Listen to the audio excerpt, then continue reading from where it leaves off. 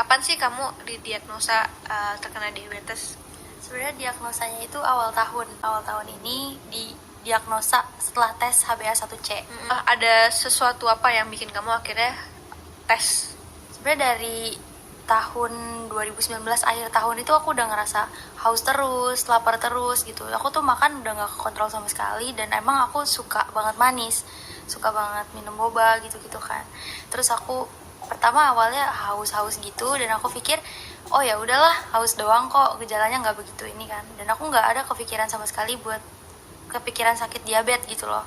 Jalanin aja terus sampai akhirnya aku sempat pingsan juga, sempat udah minum tuh 1 galon 1 hari. Aku pikir ini udah nggak bener lagi nih, aku harus periksa. Akhirnya aku putusin aku buat ke rumah sakit yang bener gitu. Dan di rumah sakit yang aku tes ini, dokternya udah menjurus kayaknya nih diabetes nih, tapi dia nggak mau langsung, dia nggak mau bikin aku down. Akhirnya dia bilang yaudah kita bikin komitmen aja, kamu tetap kontrol rutin selama 3 bulan, nanti kita tes HbA1c kayak hasilnya itu 10%. Normalnya itu paling tinggi 6,5 kalau nggak salah. Jadi itu udah yang bikin bulat kalau aku kena diabetes itu. Dan karena posisinya pankreasku tuh udah nggak ngehasilin insulin, jadi itu kenapa dia bisa bilang diabetes tipe 1 bukan tipe 2, karena itu penyakit autoimun. Aku kenanya penyakit autoimun. Tubuh membutuhkan gula dalam kadar tertentu untuk bisa berfungsi dalam aktivitas yang berbeda-beda.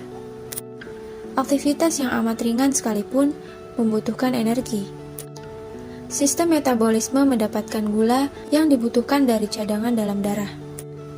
Jika tingkat gula darah terlalu rendah, akibatnya adalah hipogliksemia. Jika terlalu banyak gula darah di dalam tubuh, bisa memicu hipergliksemia. Pankreas mengatur tingkat gula dalam darah manusia yang sehat. Organ tersebut menghasilkan insulin, hormon yang amat vital. Jika proses ini terganggu, tubuhnya kurang atau sama sekali tidak memproduksi insulin, maka akibatnya menderita diabetes tipe 1. Tanpa insulin, kadar gula dalam darah meningkat. Hal ini dapat menyebabkan kegagalan organ. Penderita diabetes bisa mengalami koma dan bahkan bisa sampai meninggal jika tidak dapat penanganan yang tepat. Beberapa suntikan insulin sintetis dalam sehari membantu penderita untuk mengatur kadar gula dalam darah mereka.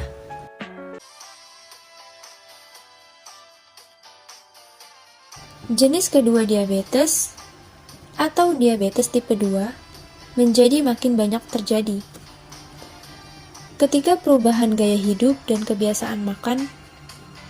Manusia mulai mengonsumsi lebih banyak lemak dan gula dan semakin jarang untuk berolahraga. Pankreas harus mengeluarkan semakin banyak insulin untuk menetralkan tingkat glukosa atau gula yang tinggi di dalam darah. Kadang pankreas tidak bisa berfungsi dengan baik lagi karena gula dalam makanan terus-menerus meningkat. Makanan yang diproses, minuman ringan, dan makanan yang kaya akan karbohidrat dikonsumsi dalam jumlah yang besar.